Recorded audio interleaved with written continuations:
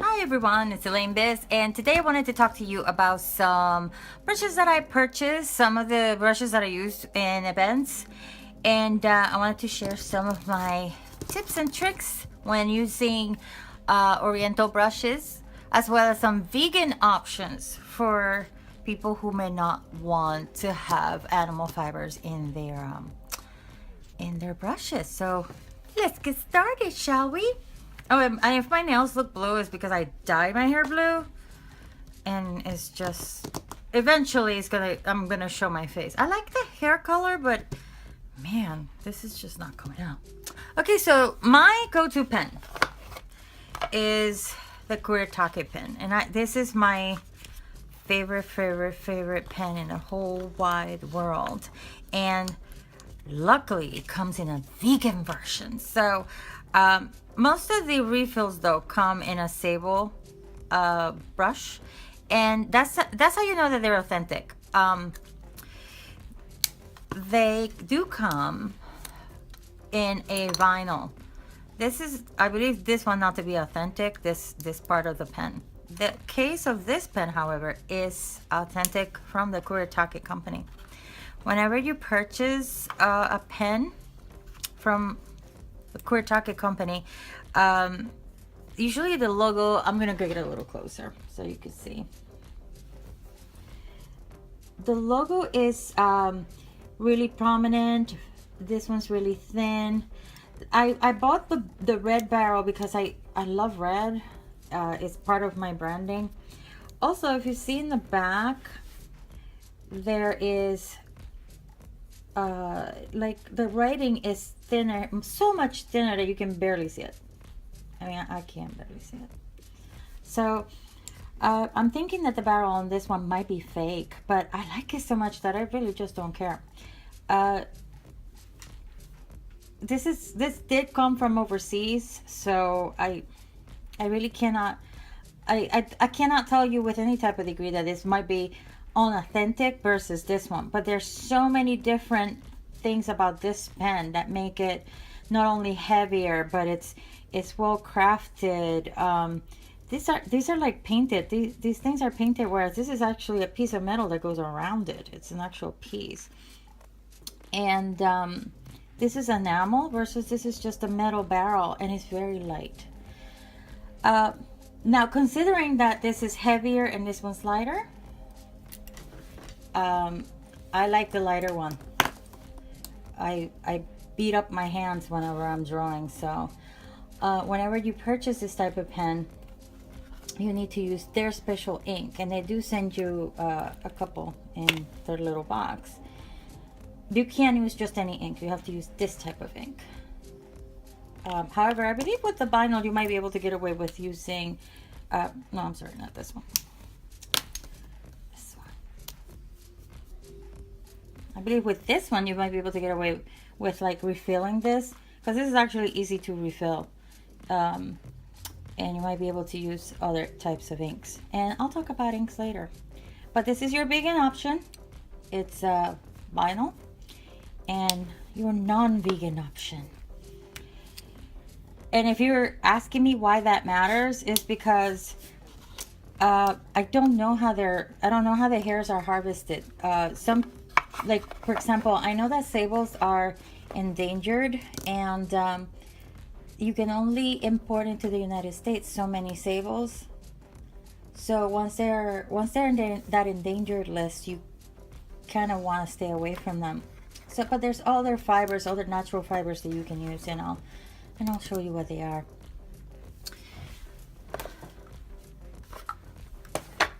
So another set that I purchased is this one,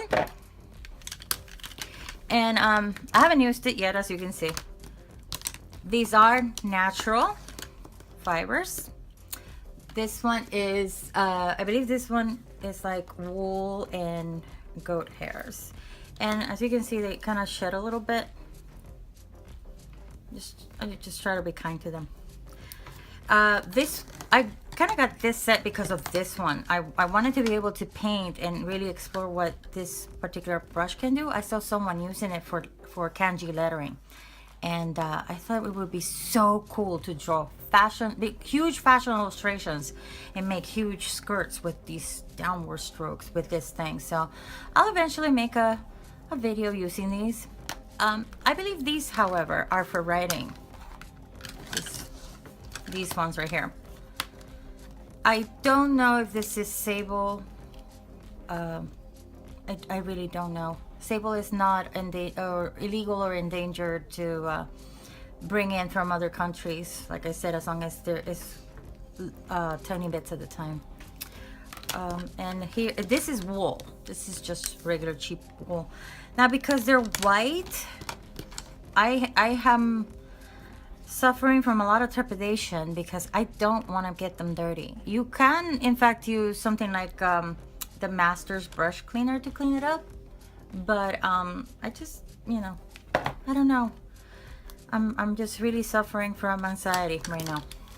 I want them to be perfect always, but nothing stays pretty forever. But this is a great brush set if you're trying to get into kanji writing or want to try to do illustrations with that style. Now, the reason why I'm so much into kanji is not because I know how to write it. It is because when you learn how to do the stroke process of kanji writing, you can actually create really beautiful illustrations that have a lot of character, grain, and texture, and people really like those. So they seem to be pretty popular. I like them. So I purchased this fabulous set. So my next set is actually the set that I use for my events. And I use Aquash pencil sets. And they actually come in 6 sizes, but this is not all 6 of them. This is just the fine, the large, and the medium. I think this is large. There you go, that's medium. So these are the ones that I use, and the reason I use it at events is because it's such an easy set. You don't have to have a cup of dingy water next to you when you're painting. Sometimes when you are in a store with merchandise worth thousands of dollars, you don't want to have something that could possibly mess their merchandise up. So the way you protect them and you protect yourself, it's by actually having something like this.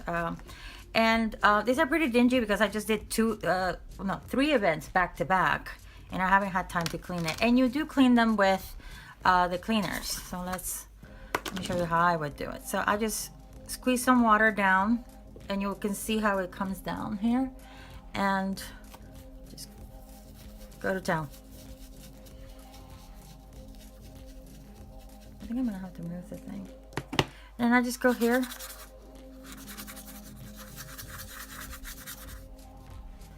So I'm just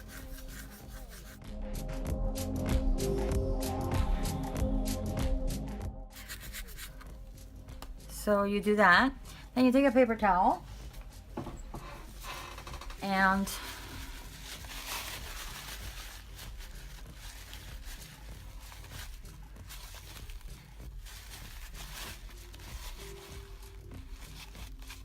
clean it off. And that actually looks a little better than what it did, but I mean, you would, in order to really get it all out, you really need to scrub, and I just don't have the time. So, like I said, they do come in another size, I should say not size, but another style, and the style is actually a flat brush. I don't like flat brushes, so that's why I don't buy them. However, people who do a lot of brush lettering, this is what they use. This is the type of brush they use. It's economical. The set is about $16, I believe, $16.99 in Amazon.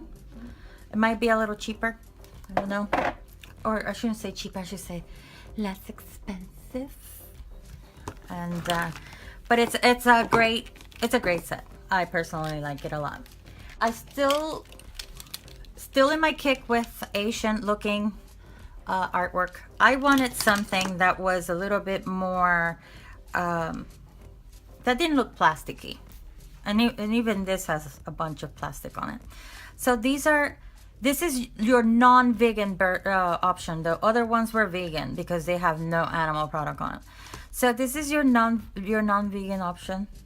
These are in fact animal fibers. And I'll explain why there's a difference between synthetics and animal fibers. Here's a brush I use in lieu of this one. Whenever, you know, this one is synthetic and this one is your animal fiber. Let me see if I can. And they both kind of have the same look, except this one holds more water. So if I'm trying to go for speed, or if I'm at an event, I'm probably going to be using this one versus this one. I want to be able to be fast and not have to dip the brush in paint or water and finish up quickly. This one, because it's synthetic, it doesn't hold as much water, but it feels just like a natural brush, natural fiber brush. So this is your vegan version, and this is a Royal Mini Majestic Royal Langnickel number 4 round. And this is just a regular calligraphy brush that I got from a set. I believe my husband purchased this for me. Now when it comes to these ones, this one is the version, the same as the other ones that I had mentioned, the aquash. And they have a plastic reservoir and a piston inside. So you basically lower the piston, put them in water,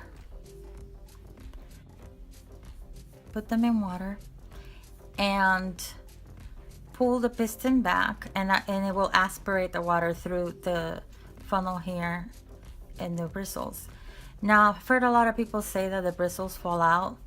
I'm actually not surprised if that happens. It's the other ones, the Pentel aquash, though the bristles didn't fall out, they kind of get all weird whenever you're trying to push water through. So if you're trying to push water through, you go the opposite way. This is wool, and again, it's white. So I am having all sorts of trepidations on whether or not I should use the white ones. These ones, these are wool. This is something else. I don't know what it is. And, but again, the reason why they're so cool is because they hold so much water. And these were $24. No, these were like $14 or $15 in Amazon, and I will have a link at the bottom. And it will be a affiliate link. Another pen that I like to use, or another pen I like to use are these reed pens, and they come in 3 sizes: large, medium, and small. Well, one of these doesn't seem like the other. There you go. One of these things is definitely not like the other. This is how weird they're made. Like, you can't tell which size is which. So I'm just gonna guesstimate that these two might go together. There you go. Gonna leave it at that. They come in, obviously, small, medium, and large, or fine, medium, and broad. And you're supposed to use them with a little hole. Wherever the little hole is, this is the one that you dip into ink. But some of them came in cracked and split, and you know, this is, I don't know if this is like poor quality bamboo. I'm not very well versed when it comes to reed pens. There are other types of pens that come with an actual handle that looks a lot like a handle like this, and then it just has the pointy end, and you know which side to use, obviously. But this is definitely, you use it with the little point down. It's just that for some reason I decided that I was gonna use the side without the dot, because most Chinese or Japanese brushes you have to hang, and I thought, well, surely I have to hang my little reed pen once I'm done.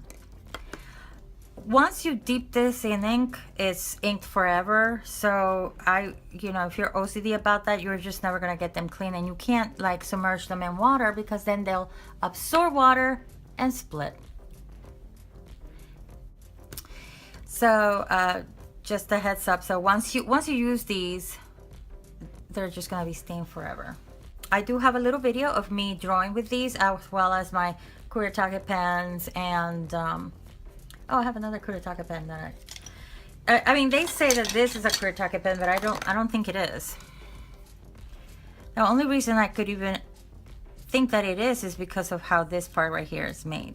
And I believe this one not to be. I believe this is a vinyl tip. The way this part is made, and it only takes the Kuretake ink. If you try to use any other ink, it just won't work, or it stops working, and then it really needs the ink that comes for these.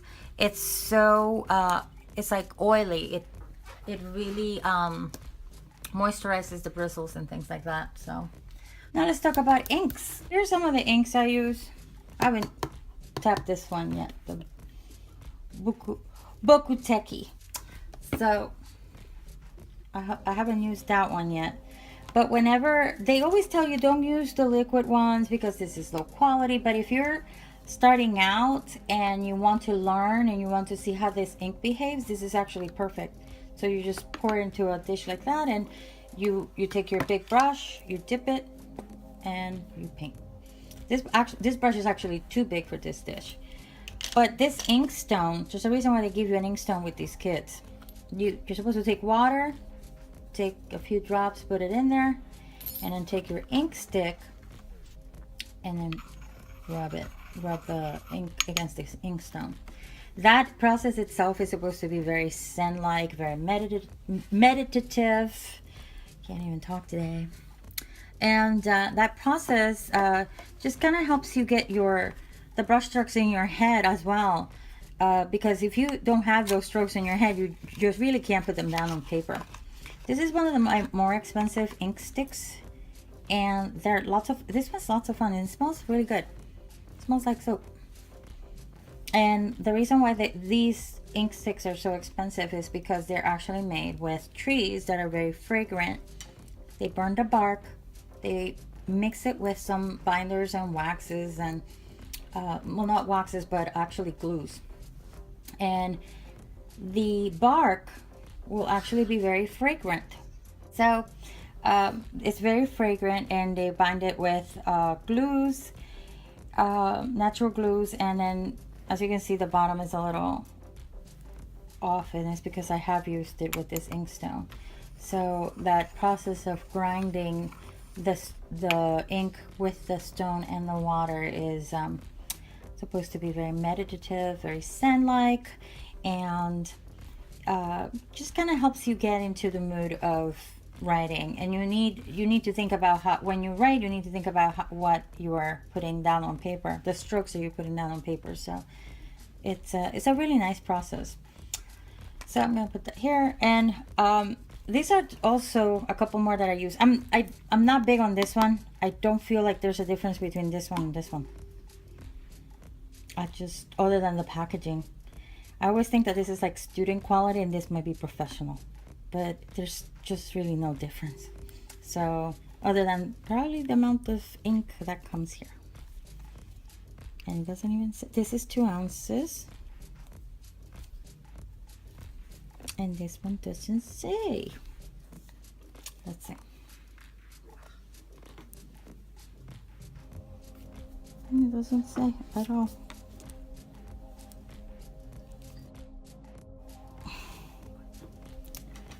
Okay, it is not telling me how many ounces, but obviously it's going to be more than this one. This is just 2 ounces. So there's that. So these are Jatusomo, and these are 2 that I do use. There's the CM18 and CY18. There's 180 milliliters. They smell really good. They actually smell like an ink stick. So they although they tell you not to use the liquid ones, they actually make them really well in order to mimic an ink stick. The reason why this is CM and CY is because one is telling you that it's going to be cooler than the other one. And this one's my favorite, the CM. I like the cooler one. However, if you're doing an illustration that needs warmer tones, this is the one to go with. This one I recently got from Paper Ink Arts, and I really like it. What it does is it leaves a golden trail. So they actually put in a little code here for the CMYK.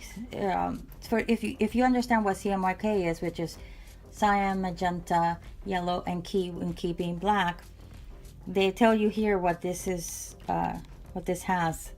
So it's CG, it's cyan and gold. It's blue gold, and it's actually, it leaves a really romantic, really beautiful look on paper.